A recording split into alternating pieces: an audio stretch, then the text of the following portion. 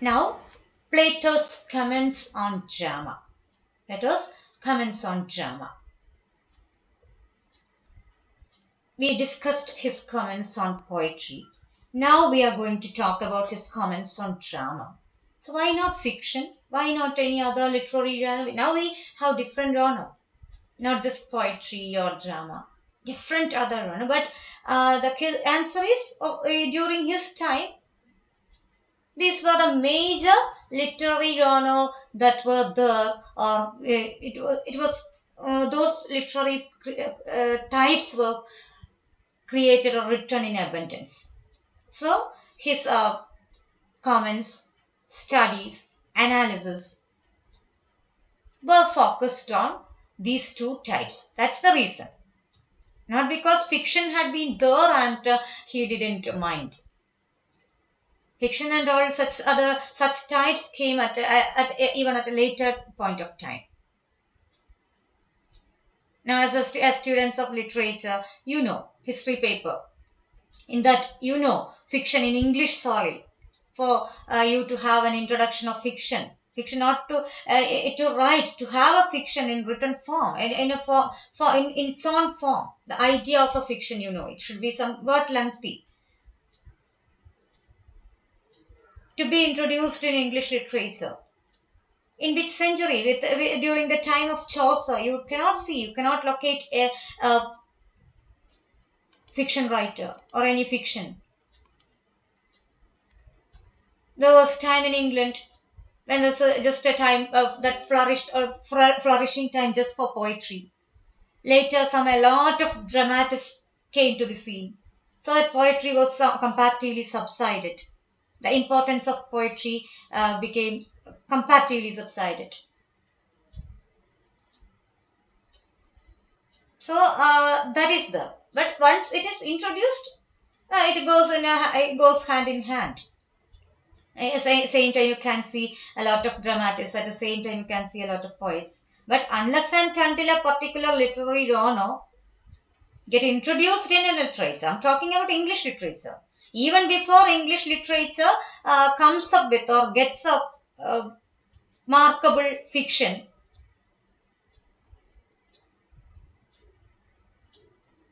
different other literatures like other languages in other classic languages like Greek, Latin, or any other classic languages, you could definitely mark fiction, but not in this kind of a remote process. It's even centuries back when Plato or Aristotle, they were analyzing literature, they were thinking about criticism as a field, or not as a field. They just gave their points, and that gave the seat for criticism as an area at a later point of time. That's it. They didn't mean that kind of a literary criticism and theory to be taught in universities in 21st century and all. They did what came to their mind. Their ideas they disseminated. What they wanted to talk about drama, what they wanted to comment upon poetry. So now about drama, he says that, okay, drama also is a product of inspiration. That also is the product of inspiration. Same inspiration. Nowadays, when you talk about getting inspired, it's very positive, something very commendable, positive. But there, with the Plato, such a moralist, inspiration is not that desirable a quality in a human being or a responsible person, responsible citizen. Inspiration. So it's emotion in its appeal. That's the reason. Your intellect is not working, but you're emotionally dealing with the subjects, emotionally dealing with the theme. Again, the moralist in him starts working there also. The same way he attacked the poetry. And he says that it's unconcerned with morality. For that reason, it's unconcerned with morality.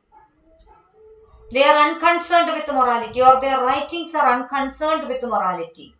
And he has a lot of other arguments against drama. The same way he talks about poetry, we have three major argument points on his part against drama. I'll tell you, read out first. It's appeal to baser instincts, first point. Then, second point, Effects of impersonation. Effects of impersonation. Then the third point is tragic and comic pleasure. These are the major titles under which we are going to discuss Plato's comments against drama. Actually against drama itself, not something in favor of. So what is it? It's appeal to baser instincts. Appeal to baser instincts means what? Well, baser instincts. What do you mean by instinctual? Instincts. The term, please note down the term instincts. Instinctual, intellectual. They are different. Intellectual means you take time to think.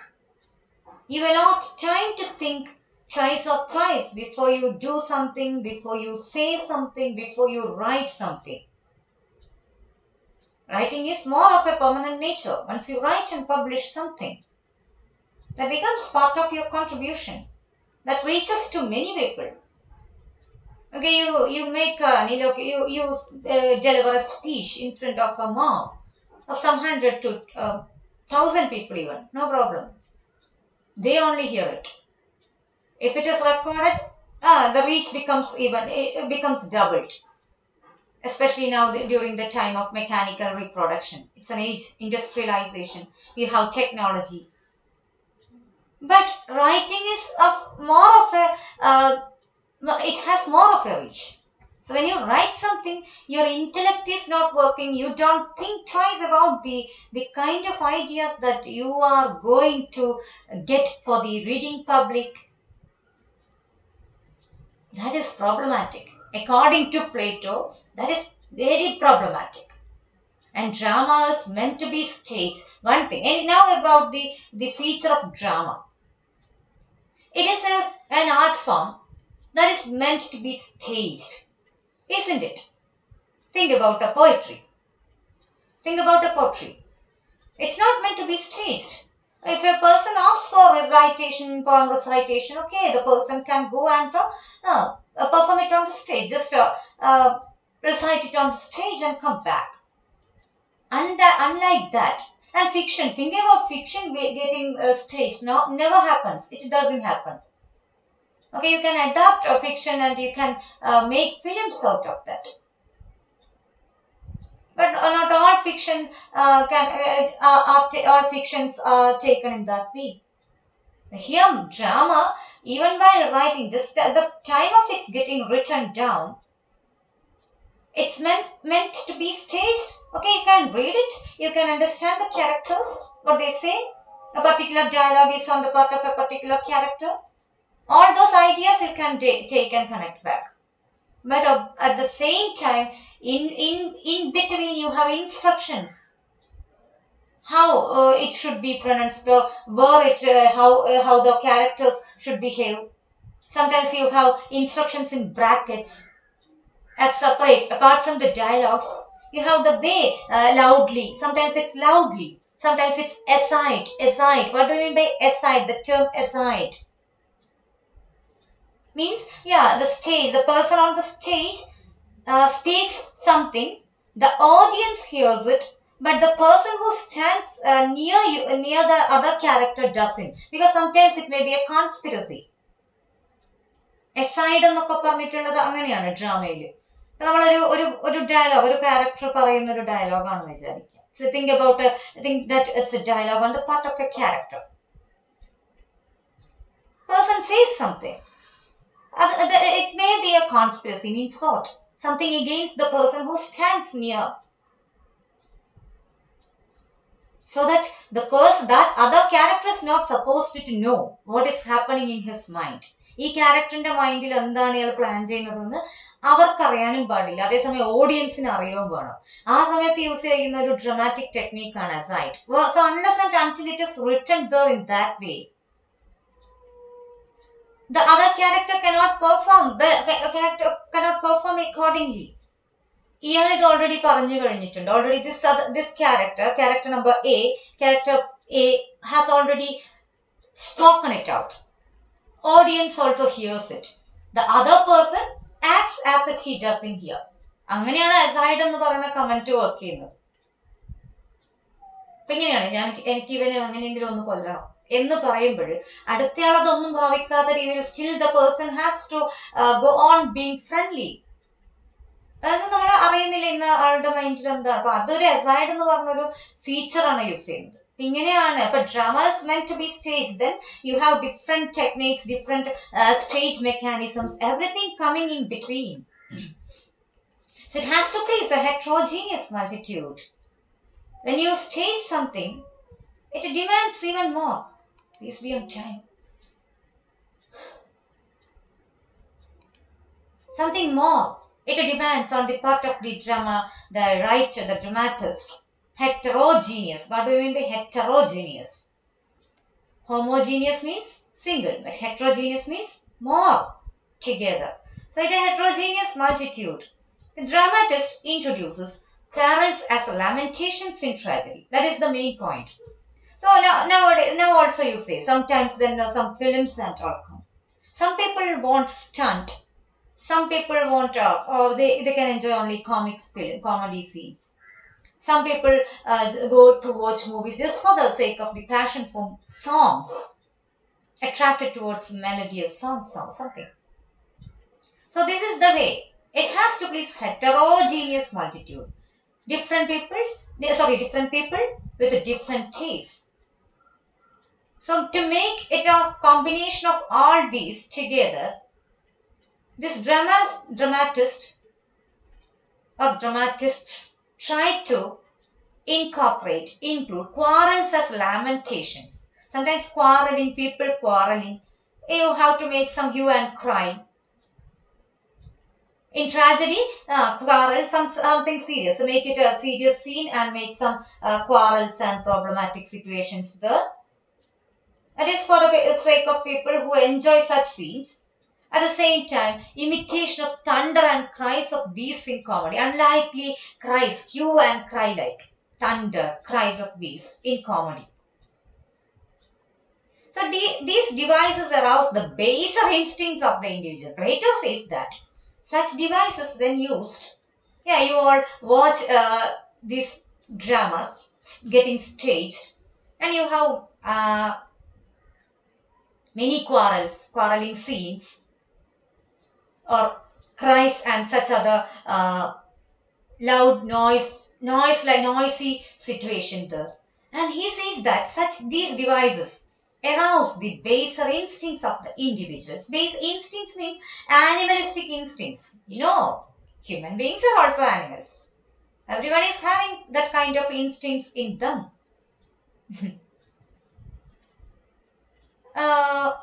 Sometimes when you have some programs and all, we have the loudspeaker, some speakers, mic system, everything playing some of your familiar songs. Sometimes when you are at home, you may not feel like dancing there. Or even when you are in a bus, you're traveling in a bus, your favorite songs get played, and you don't immediately stand up and dance there.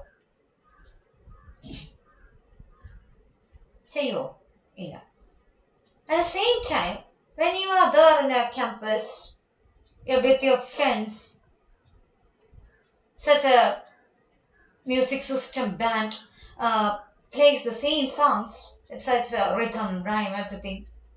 You start dancing. Some of your friends start dancing, and you also have the feel like, let me join with this team.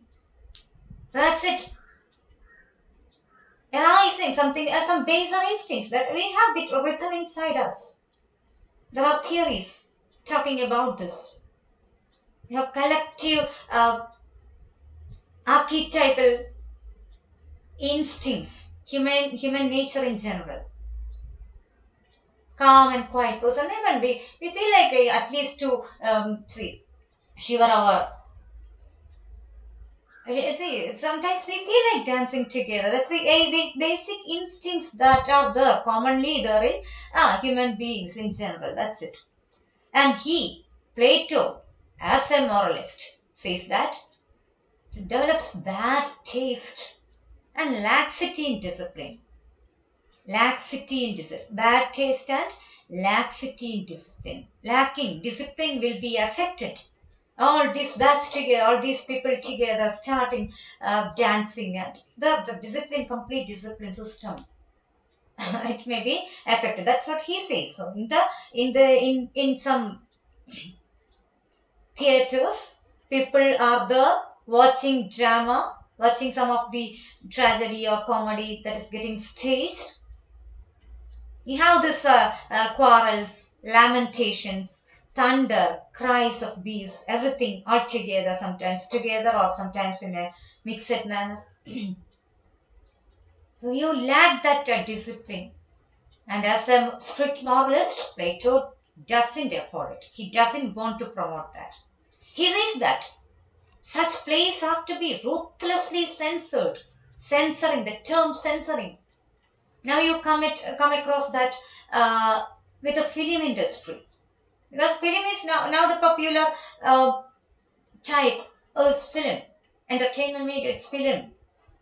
Nowadays we do not usually go for watching plays. But there was a time when you didn't have all these technologies, everything, technical devices like TV, computers, mobile phones. Nothing came into the scene. There was a time where theatre going was really a part and parcel of the life of a set of people of some past century, past era. Theatre going. Nowadays we talk about a film, going for film. After a few, after I think after COVID-19, now people are used to now people are used to watch films, access films immediately after their release at some in some OTT platforms and all OTT platforms, Netflix, Amazon Prime. So then you will become tuned to that. There is chance that you become tuned to that. You're very particular about watching movies. Some people are very particular about watching movies in the theater, but nowadays there is no chance. So you become adjusted to that.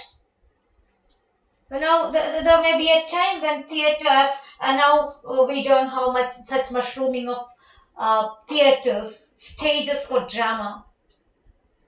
We have to expect this as well. That's how such pandemic affects some certain industries, so that erases certain platforms, art forms. How it affects every field. In this way, it starts affecting.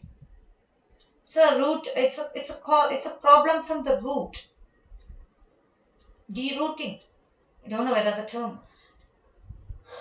So that's it. So he says that it should be ruthlessly censored. We talked about the film industry. Censoring, it happens with the films normally.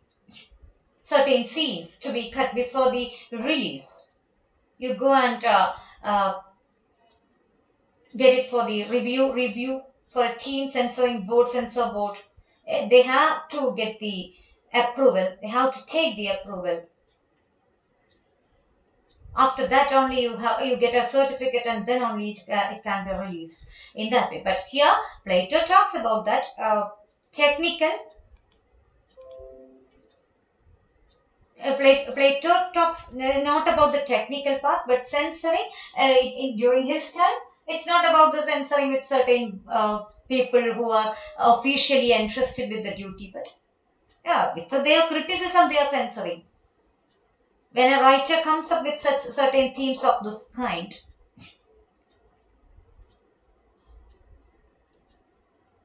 these people go for ruthless criticism, commentary upon that, so that writers are sometimes discouraged, and they also stop. They think that okay, enough, I won't write any longer, or such themes I won't be coming up with in future. So this is the way you uh, make such people subsided, such ideas, such writers or such themes you prevent from coming to the scene, coming to the literary circles. So that's the first idea he talks about. baser instincts. It's appeal to baser instincts because more of because mainly because of the staging, you are more likely to be influenced.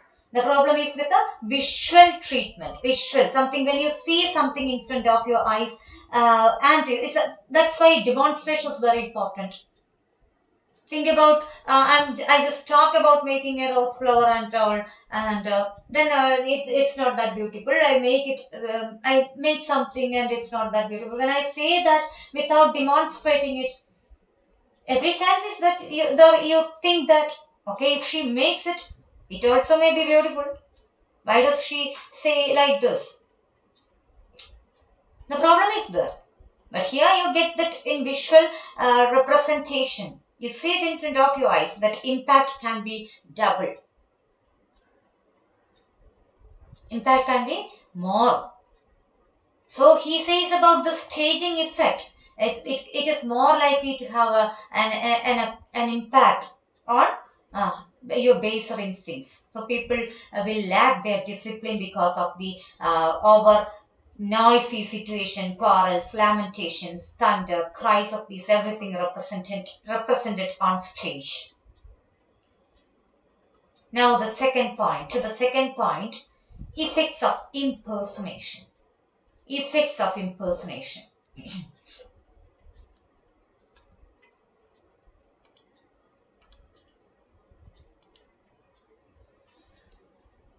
Just wait. Effects of impersonation. I'm talking about the second part, effects of impersonation. What do you mean by that? Impersonating something. You are imitating. When a character has to perform a role, the person is imitating or trying to see the dialogues. In real life, you are not that character. You're taking the role. And that's why it's called impersonation. And Plato is going to talk about the effect. Take the term effects. Effect is verb. Effect is a noun. Effect is the result of something. Effects of impersonation. It's continuously they are impersonating some characters. Think about it. Even in film industries, some people are always having the role of the heroes. Some people always do comedy roles. Some people are always performing or taking some villainous roles. So in plays also that may happen. Some people are always there because of their posture, body posture or something. Some of their features, they always get some positive roles. Always certain heroic roles or something. Or even because some villainous roles. To do that, perform such roles also is very difficult. To act like a good human with good character is very simple sometimes at least. But to perform the role of a villain, to make it, to cover your face with anger always on stage, that demands a much more effort on your part. So some of the actors always take such roles. And what Plato says it is such an impact. There is an impact of this impersonation that can be there. It is constantly impersonating some characters because of their performance level. They are always getting some villainous roles. Evil characters, impersonating evil characters. Evil means vice. Vice is opposite to virtue. Bad characters. Constantly, some people, when because for their performance sake, they're impersonating evil characters. Actors are likely to be influenced by their evil nature. Think about the way Plato thinks. Constantly, they are taking such characters and they are influenced by their evil nature. Evil nature. And next point is impersonating innocent characters. Make them repress their individuality. And another, so even something negative characters, okay. But even about innocent characters, he makes such a statement. Very discouraging statement. impersonating innocent characters. That may always make them lead to the that may lead to the enfeeblement of characters. Enfeeblement, feeble, very fragile. Sometimes it happens in films and all. Try to connect it with the films. More of a comparable nature. There is a comparable nature between drama and films, because both have the feature of representation or visual treat in them. In that case, think about certain actors or actresses who always take the role of like some innocent characters. There you cannot even assume them to perform some adventurous roles or a different role. When you see them in some different way, their different performance, you sometimes at least you say like, oh, he should have acted like a romantic hero only, or she should have been in the role like that, like this. So you take them for granted in that way. Same thing may happen with the character, the person's character.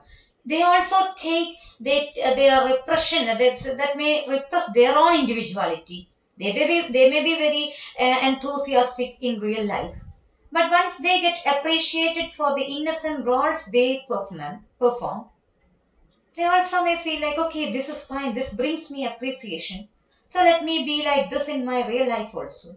So that may lead to their enfeeblement of the characters. Their own real life character may be affected. Think about the role. Sometimes in the past we did have this, the Malayali audience, film audience had this tendency to talk about this Shalina Sundarigal. Like some of the actresses were attributed with such characteristics. Think about baby Shalini. She comes up with her role in Aniyati Prabhu movie, very fragile character. And most of the other movies that followed in the later years, also her characters had the same kind of texture, a consistent way of moving in that way itself. Not very enthusiastic. We didn't see very enthusiastic roles in her till that movie Niram came into the scene. There you see an entirely different take on her role. Very enthusiastic, very energetic a character. But obviously, you can locate a considerable percentage of audience who preferred or who loved only that character enacted by her in Aniyati Prabhu movie. So innocent characters repressing individuality, that may be the enfeeblement of character. I just gave you the kind of example, but you can think about many other people. Now, when they impersonate noble characters, other possibility, noble, very good, elevated characters, possessing courage, wisdom, virtue. Similar qualities are stimulated in them. So it's a positive side of that. Every time they perform the roles of some persons with courage, wisdom, virtue, that's fine.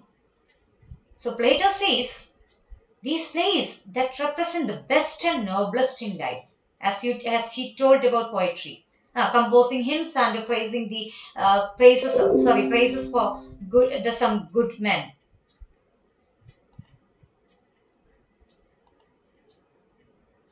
no or famous men are to be appreciated. In the same way, he says that plays that represent the best and noblest in life, of positive benefit to the community. Again, the focus is on the community, means the society. Only he is ready only to encourage such he encourages only such place, something beneficial to the society and the community. That's the problem with this person. Our problem are when we think back in his time, that must be that as a statesman who's compelled to. But we have to think in terms of the art and its vast, broad spectrum. where this may affect the whole productivity. Now, the last point, tragic and comic pleasure. Tragic and comic pleasure. What is it? Tragic comic. Drama can be divided into different types. Nowadays, we have different types of drama. But basically, if you want to divide, it can be tragedy and comedy. And one more thing, tragicomedy. During that time, I'm talking about not about the modern time when flourishing of drama with the different uh, under different titles. Drama is or play or drama is an umbrella term. Okay, so tragedy, comedy, and tragicomedy. Major divisions came in that way. So tragedy means a play with a very sad ending. Comedy with a happy ending.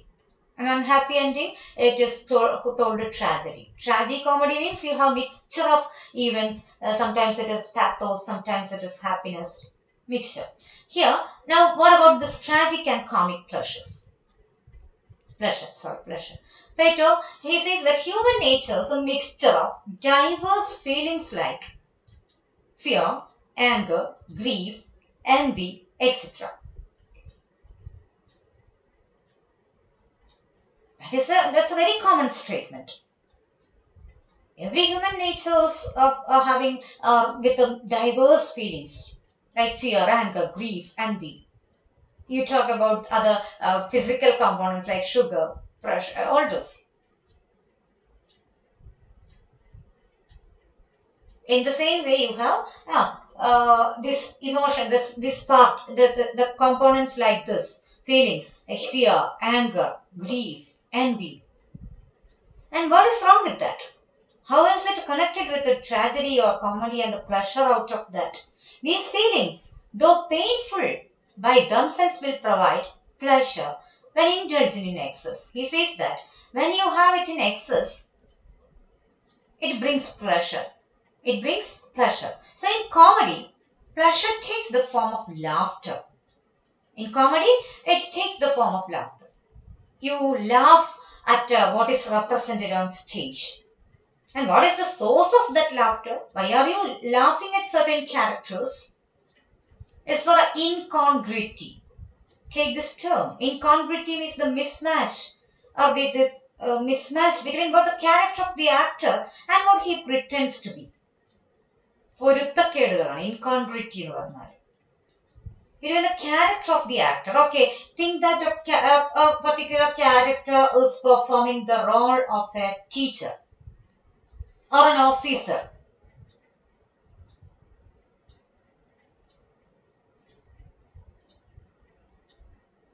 But the person comes to the class. I hope to think that this is a classroom where some students are seated, and on the stage, the stage represents a classroom. A few students are awaiting the teacher, and immediately the teacher comes in with the suit of a clown. What creates laughter though? So incongruity between the character of the actor. There is a scene in Kasturiman movie where this woman that lead role, Meera Jasmine, comes with the ഈ ക്യാമ്പസിന് match ആവുന്ന dress ഇട്ടിട്ട് വരണം എന്ന് പറയും. Next day she comes in that ചട്ടയും മുണ്ടും in the college. See, if she is on road, if she is at home, or if she is playing that Margam Kali, it's fine. But you are supposed to be in an official dress in the campus. But when she comes in that dress, it brings laughter. So incongruity between the character. Thus she is performing the character, the role of a student in the campus. So she is supposed to come in such a dress. But as the principal instructs her to come in the attire of some attire that matches with the standard of the institution, which is already Christian management maybe. So she wants that. She actually it's a creating comedy. Comedy is created in that way. Incongruity. അവിടെയാണ് incongruity. ഒരു student ക്യാമ്പസിൽ വരുന്ന dress ചട്ടയും മുണ്ടും ആണോ? അല്ല. അവിടെയാണ് അപ്പൊ അതേപോലെയാണ് ഞാൻ ഈ പറഞ്ഞ സിറ്റുവേഷൻസിനെ നോക്കേണ്ടത്. എന്താണ് but he pretends to be sometimes the person may be representing a teacher's role or an officer's role. ഇതിലും നല്ലൊരു സീനുണ്ട് പുലിവാൽ കല്യാണത്തിൽ.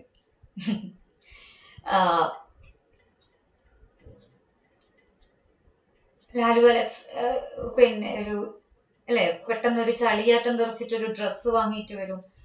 Then when he comes to the meeting, ഇത് ഫാൻസി ഷോ അല്ല എന്ന് പറഞ്ഞിട്ട് പിന്നെ എന്ത് ചെയ്യുന്നുണ്ട്, ജഗതി പോയിട്ട് ജഗതിനെ കൊണ്ട് മാറ്റിയ കോട്ടും സ്യൂട്ടും ഒക്കെ ഇയാൾ വാങ്ങിയിട്ട് ജഗതി ആ ഒരു സ്റ്റേജിൽ ഇരിക്കുന്ന ഒരു സീനുണ്ട്. സ്റ്റേജിലല്ല സോറി, ഓഡിയൻസിൽ. അപ്പോൾ എല്ലാവരും ഇങ്ങനെ നോക്കുന്നുണ്ട്. യു ആർ സപ്പോസ്ഡ് ടു അവിടുന്ന് തുള്ളിയിട്ട് പോകുന്നൊരു മൊമെന്റ് ഉണ്ട്. So it creates fun. There it creates an incongruity in an official meeting. Otherwise, in a casual, when he goes with his friends for a trip, obviously you can wear it. Wear such a dress. It's not something problematic. But in an official meeting, gathering, you are supposed to be in an official dress. But the person comes with such a funny, comic, or clown-like dress, the source of laughter arises. So there is a source of laughter. അല്ലെ, അവിടെയാണ് നമ്മൾ ചിരിച്ചു പോകുന്നത്. So Plato warns against too much indulgence in laughter. He is a strict മോറലിസ്റ്റ്.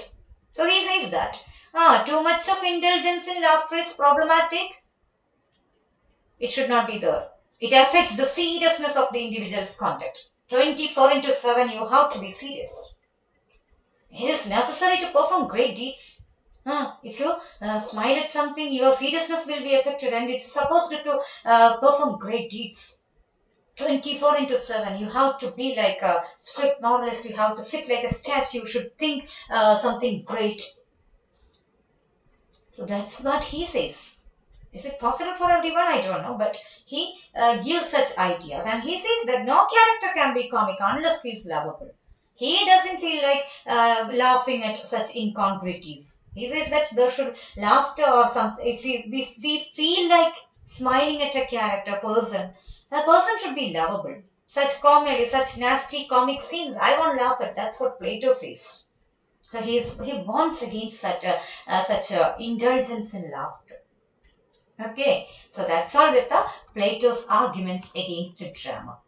Which are the three titles under which actually comments against drama: appeals to its appeal to baser instincts, then second one, effects of impersonation, and the third one is tragic and comic pleasure. So please try to recollect the points under these titles, and try writing down notes, and try recollecting the points. Thank you so much.